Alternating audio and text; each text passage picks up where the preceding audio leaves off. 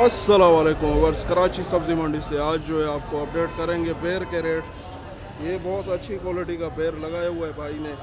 ये इस तरफ इनसे पूछते हैं, इसके जो है रेट जो है भाई जो है बता रहे हैं कि 50-60 रुपए किलो जो है आज।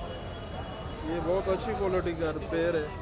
ये देखें इस तरफ जो है, ये इस तरफ लुक चेक करें इसको। 50 रुपये 60 रुपये किलो जो है आज कराची सब्ज़ी मंडी में बेर बिक रहा है। ये बता रहे हैं भाई रेट इसको जो है, ये अपडेट कर दी है आज। बेर जो है बिल्कुल जो है नॉर्मल, इसके रेट जो है बिल्कुल नीचे आ गए।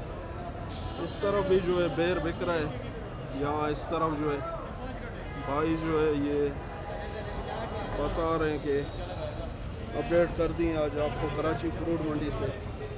लाइक शेयर फॉलो कमेंट जो है ज़रूर करें। कराची सब्ज़ी मंडी 28 फरवरी।